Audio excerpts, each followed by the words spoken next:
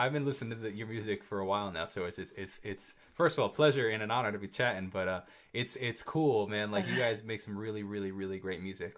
And I was talking to Thank you. in a past a couple of these chats, I've had the opportunity to talk to a couple people from Maverick City, and I just spoke with Mm-hmm. Marianne, and I was saying in that like how uh, the authenticity in some of these songs is really cool, man. Like we were talking about like the old church basement album with Elevation, how it's just super authentic. Like the first track that Dante opens up with is just like it's super. We were talking about authenticity in songwriting because I'm a musician myself, and we both songwrite and stuff. Mm-hmm. And I was saying how like where that line is for trying to write a song of like, okay, you want to reach many people, but sometimes the best way to actually reach many people is just telling your own specific story. You know what I mean? Yes. And I'd love to hear your thoughts on Yes. that. I mean, to me, authenticity is the sound. You know, when everybody's like, Amen there's to a that. sound that God is looking for or the world needs or whatever, I think it's authenticity because really, I think people know when something is true and when something is a lie. We know it. Even if we don't mentally know it, we kind of feel it and sense it. And there's something that cuts through even when we're ministering, when we're singing, or even speaking, like you can just know that what somebody is saying is true. And honestly, it's easier to say. It's I think it's a little more fluid, especially when Mm, you deliver it, because it's true to you. And I think that pretending, we spend a lot of our time pretending and being presentable for people or for things, or not things, but like mm, businesses and whatever entity we're trying to get into. We spend a lot of time to do that stuff, even to get ahead and to be successful. But I think that what makes its way to the top is authentic voices, especially now.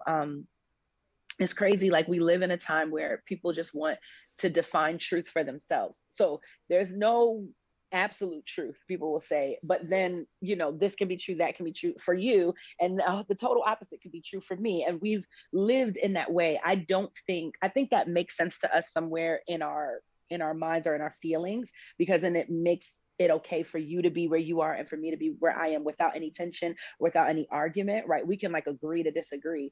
But where that doesn't really work is that we know inside of us that truth is truth, right? And so when we hear people that operate, or we hear them speak or sing or whatever in truth, I think that resonates with us. And I think that's why people have been so receptive to the sound that Maverick um releases, because it's just authentic, it's mm. raw, it's real. Okay, I'm gonna say this.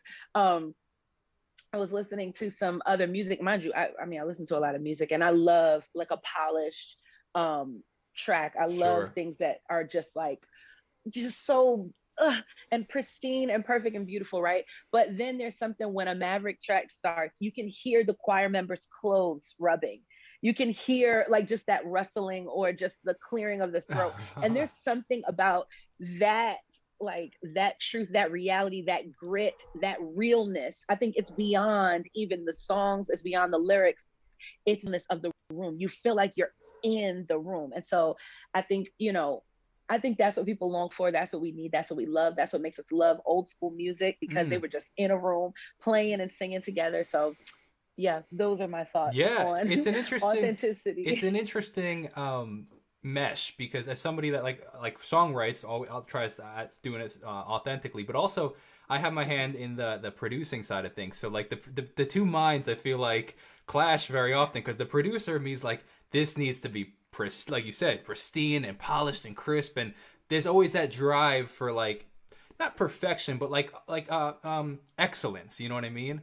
Yes. But then there's also this other side where it's like, well, there excellence is that you're subjective to some degree. Like you might think a song is super excellent because you like the authenticity of the choir rubbing next to each other or the guy, Yeah. ruffling his nose. And somebody excellence is somebody else being like, yo, that 808 bass is pitched to perfection. You know what I mean? Like it's just, Yeah. it's such a music is such an interesting thing, and what moves somebody might not move somebody else even within the same album, like that's the most fascinating thing. Like, if we talk about a recent Maverick album, like I have my favorite song, my wife has her favorite song, you have your favorite song, and that is so fascinating. Like that, you might not resonate with even a song that you wrote as much as as another song you wrote, but somebody else resonates with it. And Right. it's such a fascinating process.